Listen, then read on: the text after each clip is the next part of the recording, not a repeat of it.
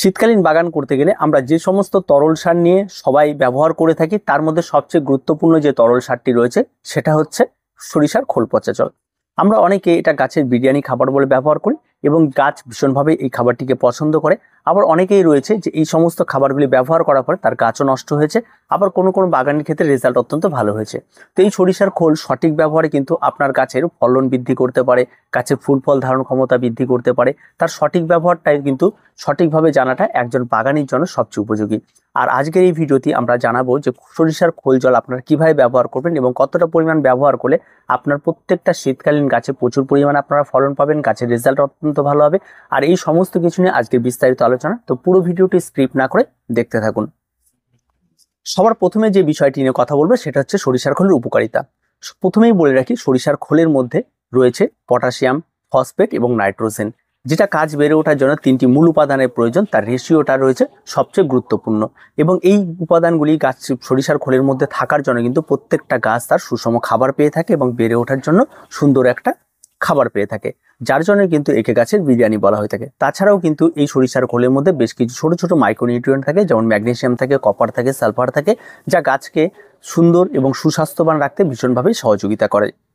2 নম্বর যে বিষয়টি রয়েছে সেটা হচ্ছে গাছের বৃদ্ধি।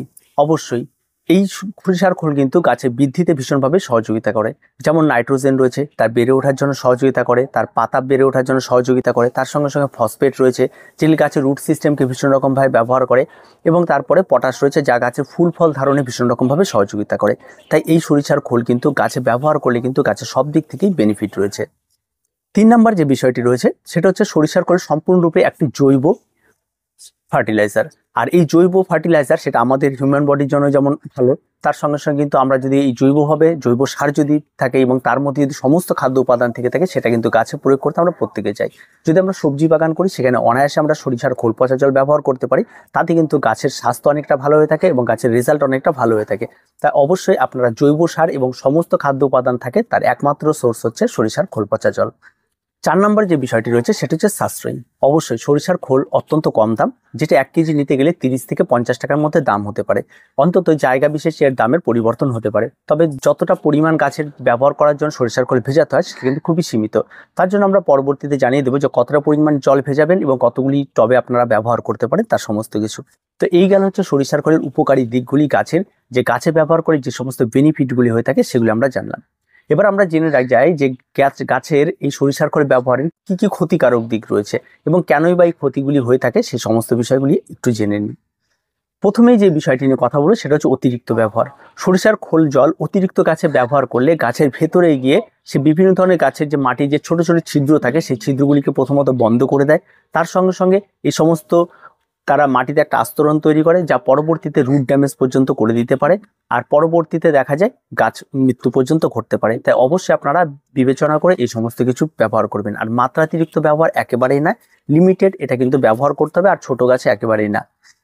2 নম্বর যে বিষয়টি রয়েছে সেটা হচ্ছে পোকামাকড়ের আকর্ষণ। আপনি যখনই সরিষার খোল গাছের গোড়ায় ব্যবহার করবেন বা দীর্ঘদিন ভিজিয়ে রাখবেন, তখন দেখবেন তার মধ্যে একটা দুর্গন্ধ বেরোবে এবং এই দুর্গন্ধের জন্য বিভিন্ন ধরনের ফাঙ্গালের জন্ম হবে, তার মধ্যে বিভিন্ন ধরনের পোকা দেখা দেবে এবং সেটা আপনি নিজের চোখেও দেখতে পাবেন। যার ফলে এই সমস্ত পচা সরিষার খোল যখন আমরা গাছে ব্যবহার করি, গাছে কিন্তু মৃত্যু পর্যন্ত ঘটতে পারে। 3 নম্বর যে বিষয়টি রয়েছে সেটা হচ্ছে মাটির অম্লতা বৃদ্ধি করে। যেটা রাসায়নিক সার ব্যবহার করে আমরা দেখি মাটির লবণের পরিমাণ বৃদ্ধি করে, অনেক সময় ক্ষারীয় ব্যাপারটা বৃদ্ধি করে, ঠিক একই রকম ভাবে ঠিক উল্টোটা বৃদ্ধি করে এই খোল জল যখন ব্যবহার করা হয় তখন আমাদের দেখা যায় অ্যাসিডিক ব্যাপারটা বৃদ্ধি করে। আর এই অ্যাসিডিক ব্যাপারটা কিছু কিছু গাছের ক্ষেত্রে অত্যন্ত ভালো, আবার কিছু গাছের ক্ষেত্রে যথেষ্ট খারাপ। তো কোন গাছের ক্ষেত্রে ভালো, কোন গাছের ক্ষেত্রে খারাপ, সেটা আমরা পরবর্তীতে আপনাদের জানিয়ে দেবো। 4 নম্বর যে অপকারী দিকগুলি রয়েছে সেটা হচ্ছে মিশ্রণের ভুল। অনেক সময় আমাদের দেখা যায় যে খোল জল যখন জলে মেশানো হচ্ছে তা অতিরিক্ত মাত্রায় মিশিয়ে দেওয়া হচ্ছে, তার মধ্যে বিভিন্ন ধরনের রাসায়নিক সার অ্যাড করা হচ্ছে।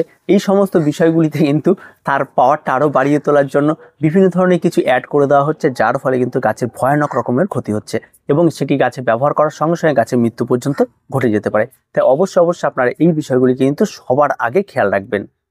5 নম্বর যে বিষয়টি রয়েছে সেটা হচ্ছে অপরিষ্কার। আপনার টব বা যেখানে আপনি ব্যবহার করুন সরিষার খোলের জল, সেই টবটিকে সবসময় পরিষ্কার পরিচ্ছন্ন রাখতে হবে। যদি সেই জায়গাটায় পরিষ্কার পরিচ্ছন্ন না থাকে, অপরিষ্কার থাকে, তাহলে কিন্তু অবশ্যই সেই সমস্ত জায়গায় সরিষার খোল ব্যবহার করলে কিন্তু বিভিন্ন ধরনের ব্যাকটেরিয়া, বিভিন্ন ধরনের ফাঙ্গালের সংক্রমণ ঘটে। আর যার ফলে কিন্তু গাছের ক্ষতিকারক দিকগুলি ঘটিয়ে দেয়। আর প্রত্যেকটা যে গুরুত্বপূর্ণ বিষয়গুলি কিন্তু রয়েছে এই খোল জল থেকেই হয়ে থাকে। আর যার জন্য আমরা অনেকেই খোল জল ব্যবহার করার ক্ষেত্রে অনীহা তৈরি করি এবং খোল জলটা আমরা খুব একটা বেশি ব্যবহার করি না। তবে শীতকালীন গাছের জন্য সবচেয়ে গুরুত্বপূর্ণ বিষয় হচ্ছে এই খোল জল ব্যবহার। চলুন এবার আমরা জেনে নিই এই খোল জল ব্যবহারে কি কি নিয়ম রয়েছে, যে নিয়মগুলি মেনে আমরা যদি গাছে ব্যবহার করি তাহলে আমাদের প্রত্যেকের গাছগুলি দেখার মতো হয়ে উঠতে পারে। সবার প্রথমে আসি মিশ্রণ তৈরি। প্রতি 1 লিটার জল নিন এবং তার মধ্যে আপনারা 100 গ্রাম সরিষার খোল নিন। এটা কিন্তু বেশি বাড়াবেন না, খুব বেশি হলে 150 গ্রাম করতে পারেন। এই দুটো নিয়ে 1 লিটার জলে আপনারা এটাকে ভিজিয়ে রাখুন। যখন 1 লিটার জলে এটা সম্পূর্ণভাবে ভিজে যাবে, এটা খুব বেশি হলে 2 দিন রাখবেন। তারপরে 2 থেকে 4 দিন এর ম্যাক্সিমাম ভ্যালিডিটি, এর বাইরে কিন্তু রাখবে না। এবং চেষ্টা করবেন যেটার মধ্যে আপনারা এটা ভেজাবেন সেটাকে ঢেকে রাখা, বাইরে থেকে যেন মাছি তার মধ্যে না যায় বা বাইরের কোনো পোকামাকড় যেন তার মধ্যে না প্রবেশ করে। যখনই তারা প্রবেশ করবে তার ভেতরে মাছি বা কোনো কিছু প্রবেশ করলে সেখানে ডিম পারবে এবং তার ফলে কিন্তু সেখানে বিভিন্ন ধরনের ফাঙ্গালের জন্ম হবে। তাই এই বিষয়টা কিন্তু খেয়াল রাখবেন এবং সেটাকে ঢাকা অবস্থায় রাখার চেষ্টা করবেন। ঠিক 1 লিটার জলে 2 থেকে 4 দিন যাওয়ার পরে আপনারা সেখানে 5 লিটার জল নেবেন। এই 5 লিটার জলের মধ্যে এই পুরো 1 লিটার জলটা সম্পূর্ণভাবে মিশিয়ে দেবেন। মিশিয়ে দিয়ে সমস্তটা ঘেটে সম্পূর্ণ ঠিক করবেন। ঠিক করার পরে আপনারা গাছে প্রয়োগ করে প্রত্যেকটা গাছে 200 ml করে প্রয়োগ করবেন, এর বেশি কিন্তু কোনো রকমের প্রয়োগ করবেন না। 2 নম্বর যে বিষয় আসে সেটা হচ্ছে কোন গাছে আমরা প্রয়োগ করব। আপনারা শীতকালীন সবজি এবং শীতকালীন যে কোনো গাছের ক্ষেত্রে এটা প্রয়োগ করতে পারেন এবং শীতকালীন ইনডোর গাছগুলিকে একটু বাদ রাখুন বা আপনার ছাদ বাগানে যে কোনো সারা বছর থাকে সে সমস্ত গাছেও প্রয়োগ করতে পারেন। এবার যখন আপনি কোনো একটা চারা লাগিয়েছেন, চারাটি সবে ক্ষুদ্র চারা রয়েছে বা চারা লাগানোর অন্তত গাছটি মিনিমাম একটা বড় হবে বা 21 দিনের মাথায় যখন যাবে তখন থেকে আপনারা খোল জল প্রয়োগ করতে পারেন। আর খোল জল প্রয়োগ যখনই আপনারা করবেন 200 ml করে, তখন কিন্তু আপনাদের একটা জিনিস মাথায় রাখতে হবে, যদি গাছ একেবারে ছোট থাকে 21 দিনেও যদি গাছ না বাড়ে তাহলে সে সমস্ত গাছে কিন্তু প্রয়োগ না করাই ভালো। সেই সমস্ত গাছে প্রয়োগ করলে কিন্তু গাছটি খাবারটি নাও নিতে পারে এবং গাছটির মৃত্যু পর্যন্ত ঘটতে পারে। তাই আপনারা সবসময়ের জন্য চেষ্টা করবেন যে গাছেরই বয়স অন্তত 21 দিন আপ হয়ে গেছে সেই সমস্ত গাছের থেকে খোল জল ব্যবহার করতে আপনারা দিতে পারেন। আর প্রত্যেকটা গাছের জন্য কিন্তু 200 ml। 3 নম্বর যে বিষয়টি রয়েছে সেটা হচ্ছে গাছের কোথায় আমরা প্রয়োগ করব। যখনই আপনারা গাছে এটা প্রয়োগ করবেন তখন সবসময় খেয়াল রাখবেন গাছের গোড়া সবসময় যেন পরিষ্কার পরিচ্ছন্ন করবেন এবং গাছের গোড়ায় নিড়ানি দিয়ে নেবেন এবং তারপরে আপনারা খোল জল একবারে সাইড দিয়ে ব্যবহার করবেন। গাছের কোনো রকম গোড়ায় এটাকে দিয়ে দেবেন না এবং কোনো রকম এই খোল জল দিয়ে গাছকে স্নান করাবেন না। এই দুটো ভুল কিন্তু কখনোই করবেন না। এবং গাছের দূর দিয়ে আপনারা এটাকে দেবেন। যদি বিকেলে ব্যবহার করেন সকালবেলা আবার চেষ্টা করবেন গাছের গোড়াটি আবার নিড়ানি দিয়ে এই খোল জলটিকে ঢেকে দেওয়ার। তাহলে কি হবে, কোনো রকমের বাইরে থেকে কোনো রকম ফাঙ্গাল আক্রমণ করবে না, ফলে গাছ কিন্তু অনেকটা ভালো থাকবে। তাই এই বিষয়টা কিন্তু অবশ্যই আপনাকে খেয়াল রাখতে হবে। যদি আপনি সময় একেবারেই না থাকে, খুব কম থাকে, তাহলে যে লিমিটেড পরিমাণ আমরা বললাম তাতে খুব একটা বেশি উপকার ছাড়া কোনো অপকার হবে না। এবার আসি ব্যবহারের নিয়ম। আপনি এটা কতদিন পর পর ব্যবহার করবেন, এটা সবচেয়ে একটা গুরুত্বপূর্ণ। অনেকে আছে 2 দিন পর পর ব্যবহার করে, অনেকে 4 দিন পর পর, অনেকে সাপ্তাহিক, অনেকে 15 থেকে 20 দিন পর পর ব্যবহার করে থাকে। আমি যে মিশ্রণটি বললাম সেটা আপনারা প্রতি সপ্তাহে ব্যবহার না করে আপনারা সবসময় জন্য খেয়াল রাখবেন, যদি সাপ্তাহিক ব্যবহার করতে চান তাহলে অবশ্যই গাছ 21 দিনের মাথায় যখন প্রথম প্রয়োগ করছেন তখন থেকে সাপ্তাহিক ব্যবহার করবেন না। 21 দিনের মাথায় গিয়ে প্রথম একবার ব্যবহার করার পরে ঠিক তার 15 দিনের মাথায় আবার ব্যবহার করুন, তারপর থেকে আপনারা সাপ্তাহিকভাবে ব্যবহার করুন। তাহলে দেখবেন গাছে কোনো রকম কোনো ক্ষতি হবে না, অতিরিক্ত খাবার গাছের গোড়ায় জমবে না, যার ফলে গাছ অল্প অল্প করে খাবার পাবে এবং গাছ অনেক ভালো সুস্বাস্থ্যবান হবে, গাছের ফুলের সাইজ বড় হবে, গাছ দেখার মতো হবে। সর্বশেষ যে বিষয়টি নিয়ে কথা বলবো সেটা হচ্ছে পর্যবেক্ষণ। অবশ্যই আপনাকে গাছ দেখতে হবে, গাছ বুঝতে হবে। আপনি যেই গাছটি দেখবেন অসুস্থ মনে হচ্ছে বা গাছে পোকামাকড়ের আক্রমণ ঘটে রয়েছে সেই সমস্ত গাছে খোল জল একেবারে ব্যবহার করবেন না। আপনি যদি দুপুরে কোনো গাছে গিয়ে দেখেন গাছটি ঝিমিয়ে আছে অথচ আপনার সেদিন খোল জল দেওয়ার ডেট রয়েছে, আপনি সেই সমস্ত গাছ আবার খোল জল দিয়ে দেন, তাহলে কিন্তু গাছ নষ্ট হয়ে যাবে। আর সর্বোপরি এই সমস্ত খোল জল আপনার গাছে ব্যবহার করার মধ্যে সব কিছুই ঠিকঠাক থাকবে যদি আপনার মাটি ওয়েল ড্রেনেজ থাকে। আর যদি ওয়েল ড্রেনেজ মাটি না থাকে তাহলে কিন্তু এই খোল জল ব্যবহার করে আপনার প্রত্যেকটি গাছই নষ্ট হবে। আর যে কোনো গাছ, আবারও বলছি, চারা গাছ এটা ব্যবহার করবেন না। ইনডোর প্ল্যান্টের ক্ষেত্রে শীতকালে এটা ব্যবহার করবেন না। বর্ষাকালে খোল জল যে কোনো গাছে ব্যবহার করবেন না। গ্রীষ্মকালে আপনারা বুঝে শুনে ব্যবহার করুন, পাতলা করে যে কোনো গাছে ব্যবহার করুন। শীতকালে এটা গাছে ব্যবহার করা অত্যন্ত উপযোগী। আপনার ছাদ বাগানে সবজি বাগান থেকে শুরু করে এ টু জেড যে কোনো গাছে এটা ব্যবহার করতে পারেন, শুধুমাত্র ইনডোরটাকে একটু স্টপ রাখবেন। আর এটা কিন্তু ব্যবহার করার নিয়ম হচ্ছে গাছের মাটিতে, গাছের গোড়ায় একেবারে দেবেন না, দূর দিয়ে ব্যবহার করে দেবেন। আর একটা বিষয় যেটা রয়েছে সবচেয়ে গুরুত্বপূর্ণ সেটা কিন্তু এটা গাছে স্প্রে করবেন না বা এটা দিয়ে গাছকে স্নান করাবেন না।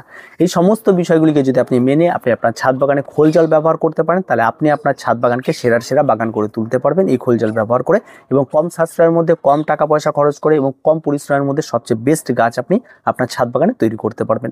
এই সমস্ত নিয়মগুলো আপনার মেনে চলুন এবং খোল জল ব্যবহার করুন, আপনার গাছ দেখার মতো হবে। তো আজকে এ পর্যন্তই, দেখা হবে পরবর্তী ভিডিওতে। প্রত্যেকে ভালো থাকবেন, প্রত্যেকে সুস্থ থাকবেন। চ্যানেলটিকে অবশ্যই সাবস্ক্রাইব করে রাখবেন।